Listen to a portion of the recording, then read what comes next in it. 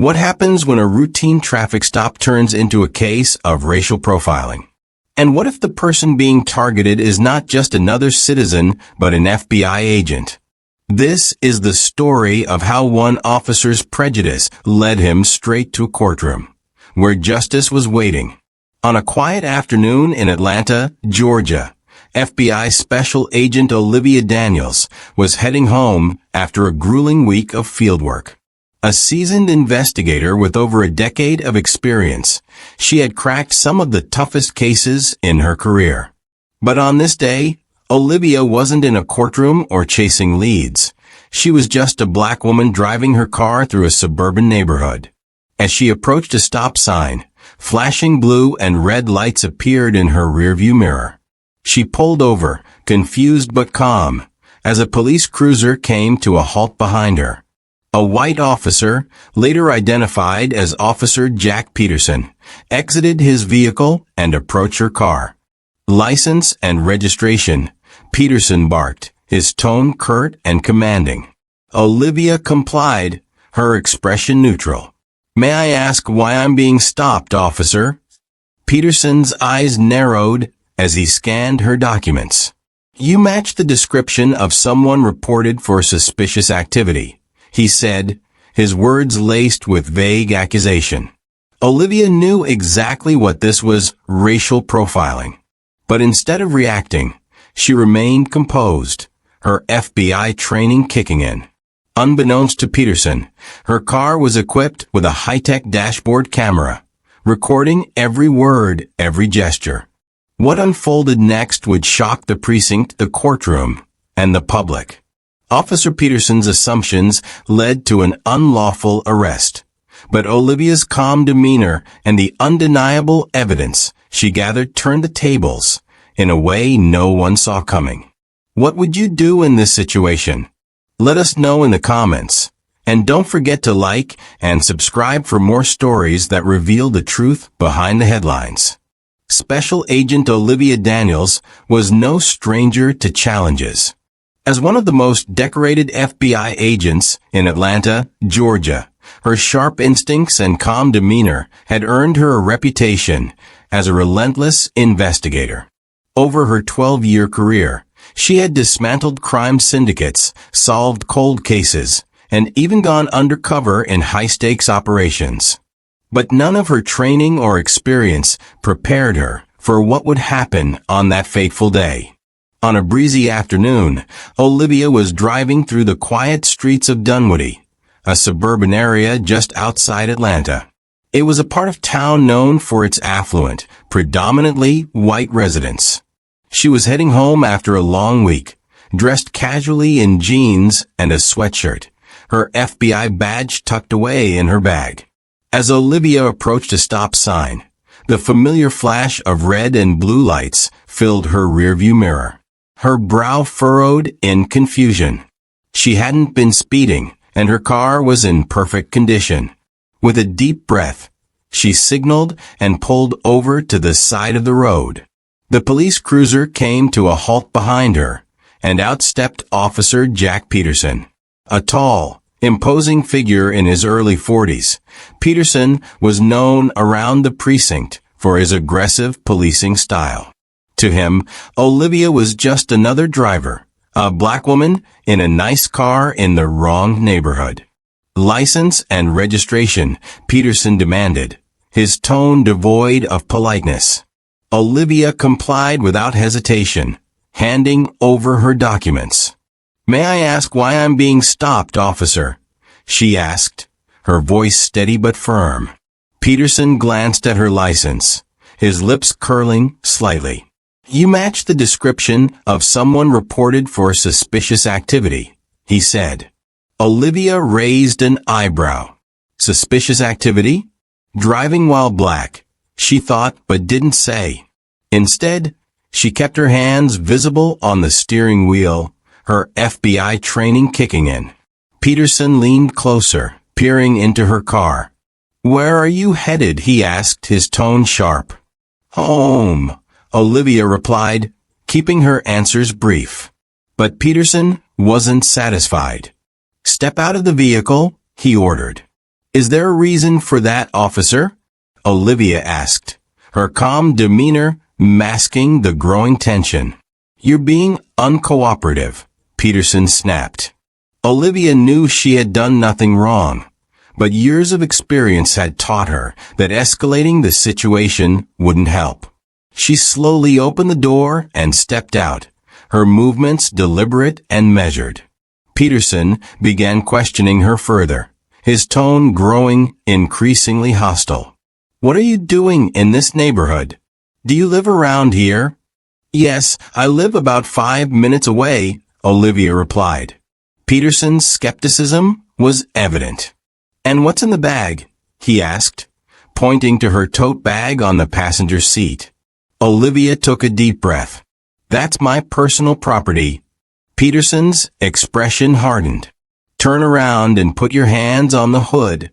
Olivia froze. She hadn't expected the situation to escalate so quickly.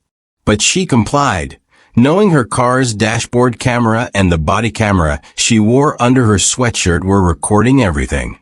Peterson cuffed her wrists and began a pat-down search, his actions brusque and invasive. By now, a small crowd of onlookers had gathered, their murmurs adding to the tension. What's going on here? One bystander asked. Move along, Peterson barked, his tone dismissive. Olivia said nothing, her composure unwavering even as she was placed in the back of the police cruiser. Inside the car, she took a moment to steady her breathing. This wasn't the first time she had been profiled, but this time, the stakes were different. She wasn't just a civilian. She was an FBI agent with the power to hold people like Peterson accountable. As Peterson drove her to the precinct, Olivia silently strategized her next move. She knew that once her identity was revealed, this incident would become much bigger than one officer's bias. It was a reflection of the systemic issues she had spent her career combating. The stage was set for a confrontation that would not only expose Peterson's prejudice, but also shake the foundations of the justice system he represented. The precinct was a flurry of activity as Officer Jack Peterson pulled into the rear lot, still unaware of the firestorm he was about to ignite. Olivia Daniels sat silently in the back of the cruiser, her FBI badge concealed in her bag. She knew her silence was critical for now. Revealing her identity too early could compromise the evidence she was collecting. As Peterson escorted Olivia into the station, he was met with curious glances from fellow officers. Peterson wasn't known for subtlety, and many had grown accustomed to his heavy-handed approach.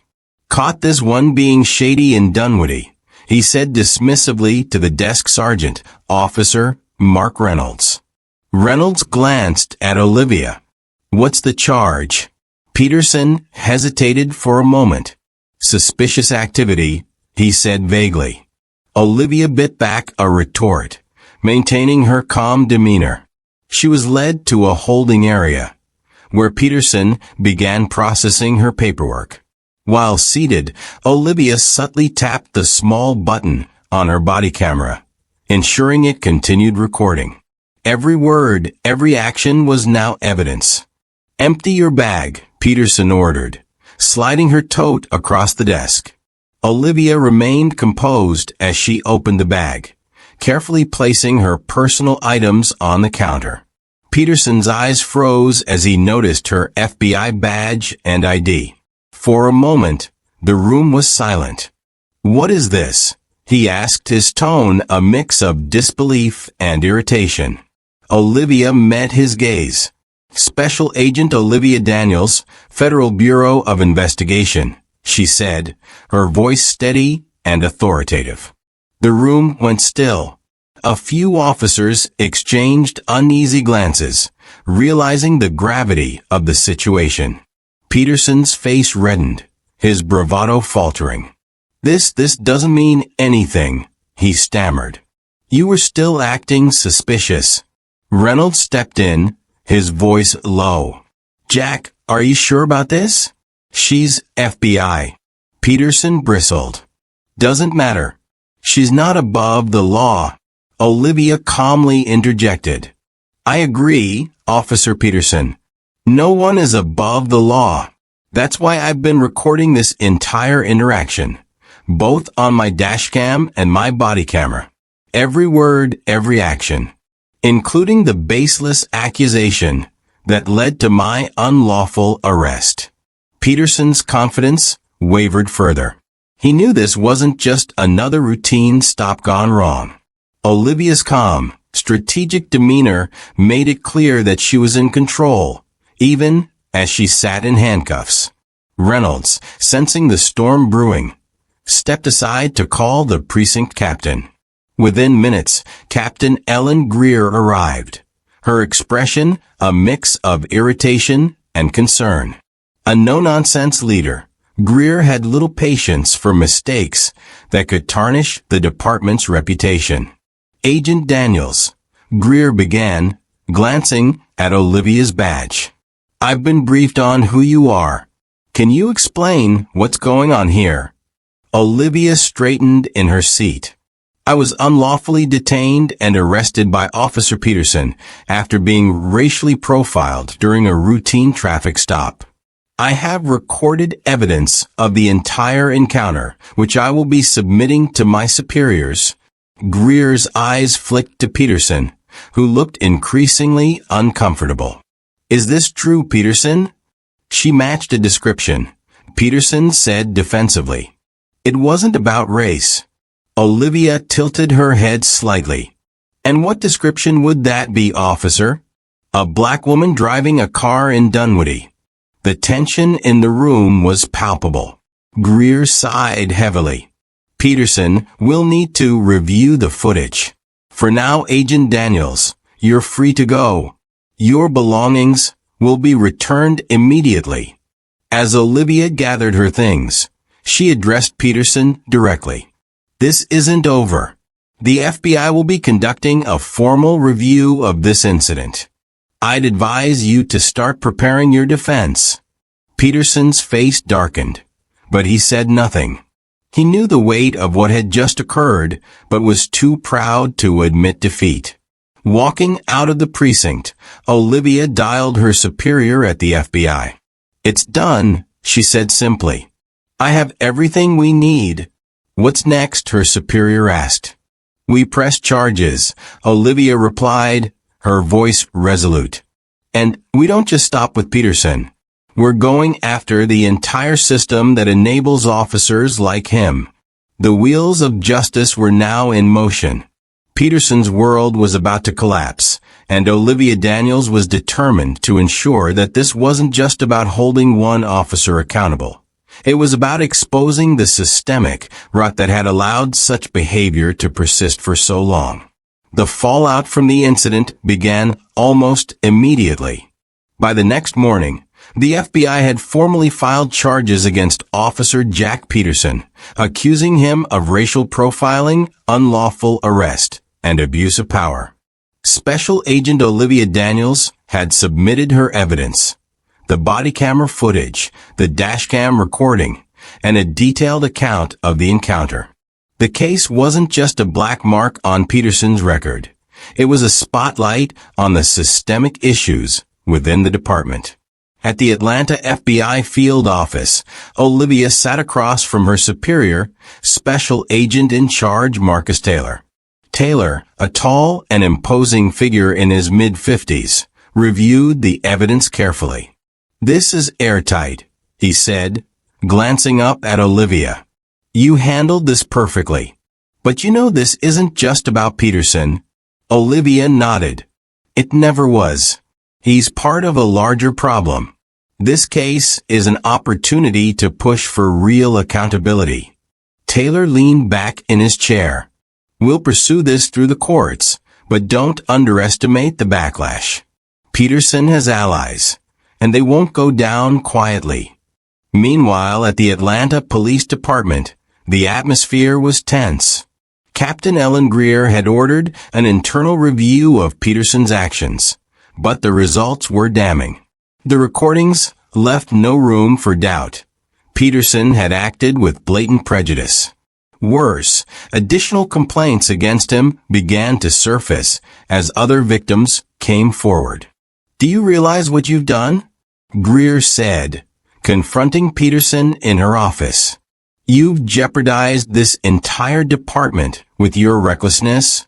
Peterson, visibly shaken, tried to defend himself. It wasn't about race. She was acting suspicious. "Spare me," Greer interrupted. "You arrested an FBI agent without cause. And now we're facing a federal investigation because of your stupidity." Peterson clenched his fists, but remained silent. He knew he was in trouble, but he still believed he could salvage his career. The public quickly caught wind of the story. Local news stations aired segments on the incident, showing clips of Olivia's calm demeanor and Peterson's aggressive behavior. Community leaders in Atlanta began organizing protests, demanding systemic reform within the police department. Signs reading "Justice for All" and "End Racial Profiling" appeared on the steps of City Hall. Olivia's phone buzzed with messages of support, but also with inquiries from reporters hungry for more details. Despite the attention, she remained focused on the case. A week later, Peterson's world truly began to unravel. During the preliminary hearing, Olivia sat confidently in the courtroom as her lawyer presented the evidence. The body camera footage was played for the judge, showing Peterson's hostility and baseless accusations. But the defense, led by a sharp-tongued attorney named Richard Hunt, attempted to shift the narrative. "Your Honor," Hunt began, "we question the authenticity of this recording. In today's world, it's entirely possible for such footage to be manipulated or even AI generated." The courtroom murmured at the bold claim.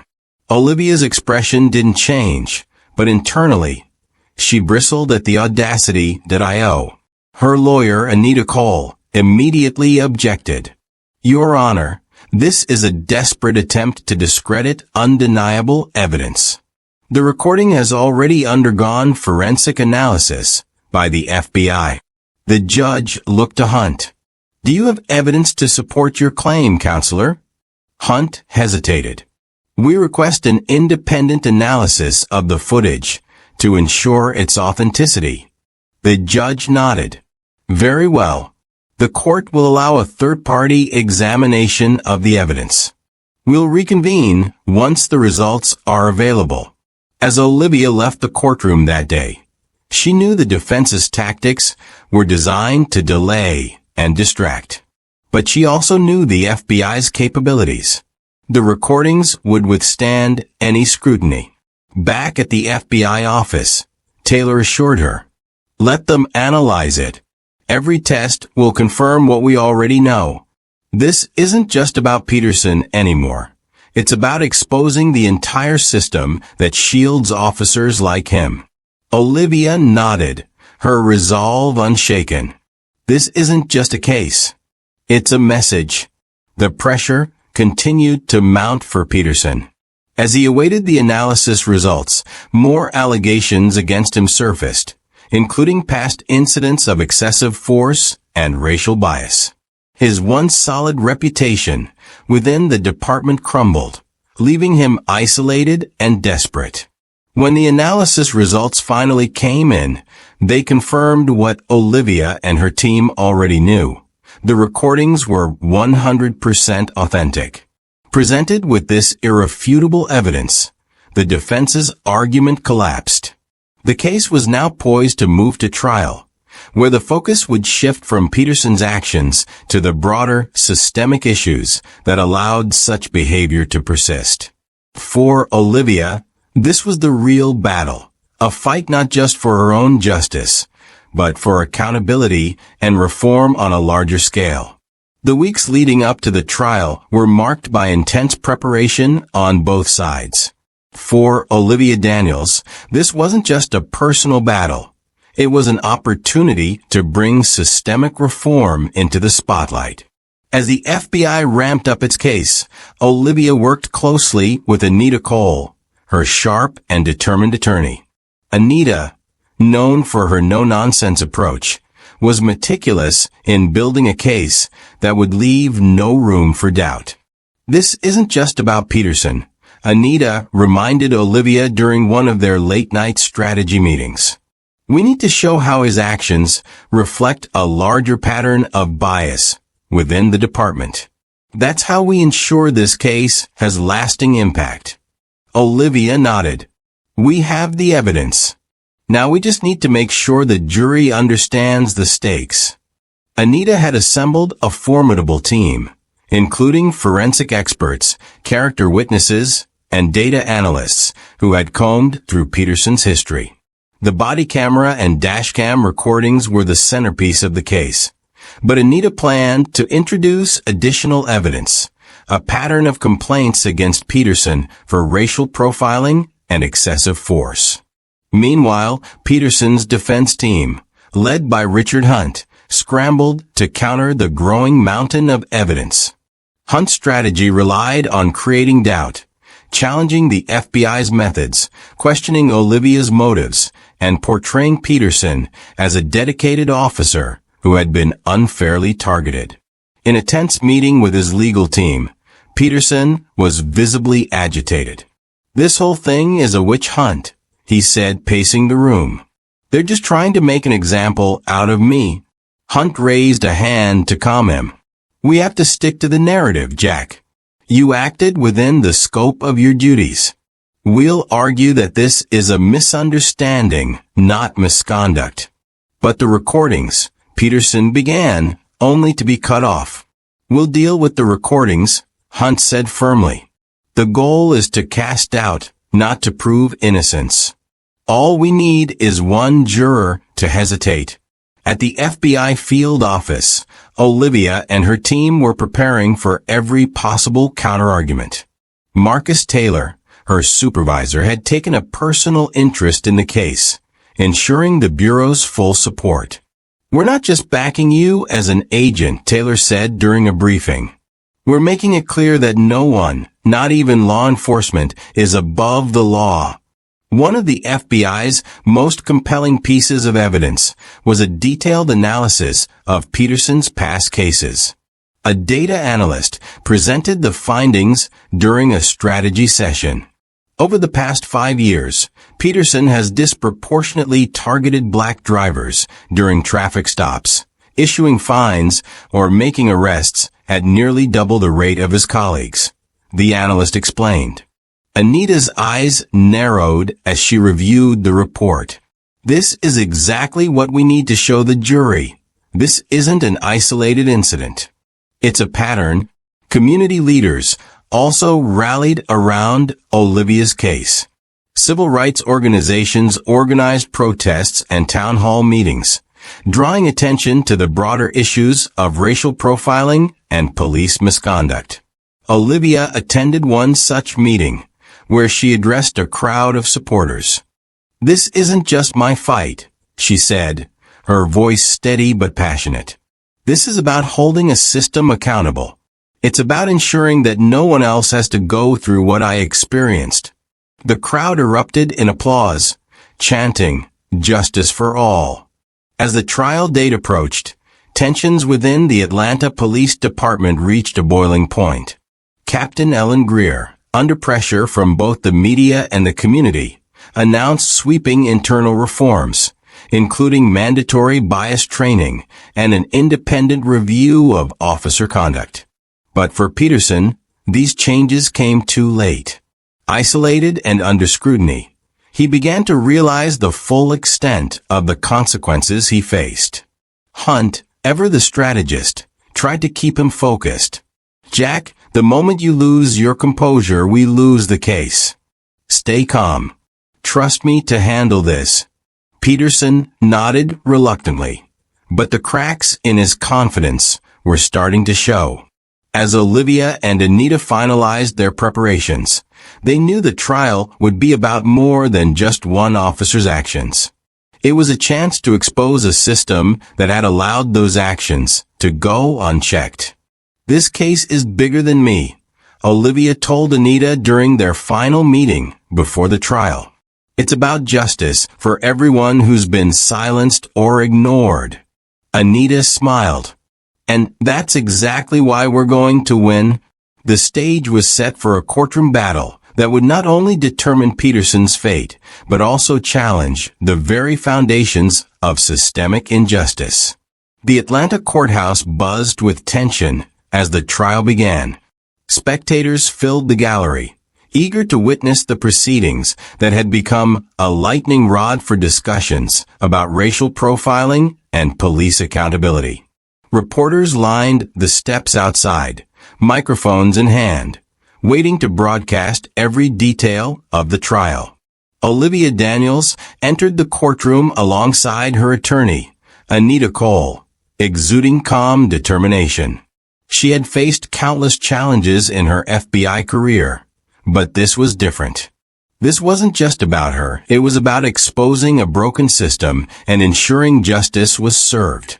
Across the room, Officer Jack Peterson sat stiffly at the defense table, his lawyer, Richard Hunt, whispering strategies into his ear. Peterson's once confident demeanor was gone, replaced by a nervous rigidity as he avoided eye contact with the gallery. Judge Caroline Myers, a seasoned adjudicator known for her impartiality, called the court to order. The prosecution began its opening statement with Anita Cole stepping forward. "Your Honor, ladies and gentlemen of the jury, this case is about more than a single traffic stop," Anita began, her voice steady but firm. "It's about accountability. Officer Peterson abused his authority, targeted my client based on her race, and escalated an encounter that should never have happened. Today, we will show you undeniable evidence of his misconduct, evidence that reflects a systemic problem far beyond this courtroom." The prosecution wasted no time presenting the centerpiece of their case, the body camera footage. The gallery fell silent as the recording played, showing Peterson's hostile demeanor and baseless accusations. His racially charged remarks and abrupt escalation were impossible to ignore. Olivia watched the jury closely as the footage rolled. Their faces ranged from shock to disgust, a clear indication that the evidence was hitting its mark. When the defense took its turn, Richard Hunt attempted to sow doubt. "Your Honor," Hunt began, "while the footage is compelling, we must consider its context. Officer Peterson was acting in the interest of public safety. The actions he took, while unfortunate, were not racially motivated, but rather a response to perceived suspicious activity." Anita immediately objected. "Your Honor, the defense is attempting to mischaracterize the evidence. The footage speaks for itself." The judge nodded. "Sustained. Proceed carefully, Counselor." Hunt shifted tactics, introducing Peterson as a dedicated officer with years of service. "Officer Peterson has served this community faithfully for over a decade," Hunt argued. "He has put himself in harm's way to protect the citizens of Atlanta. We must not judge him solely on one interaction without considering his full record." Anita was prepared for this. During cross-examination, she dismantled Peterson's narrative piece by piece. "Officer Peterson, you claim this wasn't about race. Yet, in the past 5 years, your traffic stops disproportionately targeted black drivers. Can you explain that discrepancy?" Peterson hesitated, visibly uncomfortable. "I don't profile anyone," he said weakly. Anita pressed on. "And yet, your own department's records show that black drivers accounted for over 70% of your stops, despite making up only 30% of the population in your jurisdiction. Coincidence?" The tension in the room was palpable as Peterson stumbled over his words, unable to provide a satisfactory answer. The prosecution's case continued to build momentum as witnesses took the stand. Community members testified about their own encounters with Peterson, painting a consistent picture of racial bias and abuse of power. Each testimony added another layer to the case, further eroding the defense's credibility. In a pivotal moment, Olivia took the stand. Dressed sharply and speaking with quiet confidence, she recounted the events of the traffic stop. Her calm, professional demeanor contrasted sharply with Peterson's defensive posture. Agent Daniels, Anita said during direct examination, "What went through your mind when you were pulled over that day?" "I knew immediately that I was being profiled," Olivia replied. "It wasn't the first time I've experienced it, but this time I had the tools to hold the person accountable." Anita nodded. "And what do you hope to achieve with this case?" Olivia's gaze swept across the courtroom. "Accountability. Not just for me, but for everyone who's been silenced or dismissed because of their race. This isn't just about one officer. It's about changing a system that allows this behavior to persist." As the trial progressed, it became clear that the defense was struggling. Hunt's attempts to undermine the evidence fell flat, and Peterson's own testimony did more harm than good. The jury was visibly swayed by the overwhelming evidence and the courage of those who had come forward to testify. Judge Myers addressed the courtroom, her voice clear and authoritative. "This verdict sends a powerful message. Justice must be impartial, and no one is above the law. Officer Peterson, your actions have undermined the trust placed in you as a public servant. Sentencing will be scheduled for a later date." As the judge dismissed the jury, Olivia felt a wave of relief wash over her. For the first time in weeks, she allowed herself to exhale. Anita Cole leaned over and whispered, "We did it." Outside the courthouse, a crowd had gathered, holding signs and chanting slogans. The verdict had already spread through social media, sparking debates and calls for broader police reforms. Olivia and Anita stepped onto the courthouse steps, greeted by a mix of reporters and supporters. One reporter pushed forward, microphone in hand. "Agent Daniels, how do you feel about the verdict?" Olivia paused for a moment before answering. "This isn't just a victory for me. It's a victory for accountability. Today's verdict shows that no one is above the law, and no one is beneath its protection. But this is just one step. There's still so much work to be done to ensure equality and justice for everyone." The crowd erupted in applause, and Olivia took a moment to absorb the significance of the moment. Meanwhile, inside the courthouse, Captain Ellen Greer addressed her officers in an emergency meeting. "This department will no longer tolerate actions that compromise the integrity of our mission. Effective immediately, we're implementing mandatory bias training and an independent oversight committee." For Peterson, the consequences were severe. Beyond his conviction, more allegations surfaced as additional victims of his misconduct came forward. His badge and gun were permanently revoked, and he faced the possibility of prison time. At the FBI field office, Olivia reflected on the journey. Marcus Taylor, her supervisor, entered her office with a congratulatory smile. "You've made history, Daniels. This case is going to spark real change." Olivia nodded. "It's a start. But we both know this fight is far from over." As the days passed, the case continued to make headlines, fueling discussions about systemic bias in law enforcement. Civil rights organizations used the case as a rallying point, demanding deeper reforms and greater accountability across the country. In the quiet of her home, Olivia sat with her family, finally able to relax. Her mother, a retired school teacher, beamed with pride. "You've always fought for what's right, Olivia. This is just the beginning of what you'll accomplish." Olivia smiled, grateful for the support of her family and colleagues. But in the back of her mind, she knew the road ahead would be just as challenging. The systemic issues she had fought against were deeply ingrained. And while this victory was significant, it was just one battle in a much larger war. As Olivia closed this episode, the FBI began receiving tips about similar patterns of misconduct in neighboring counties.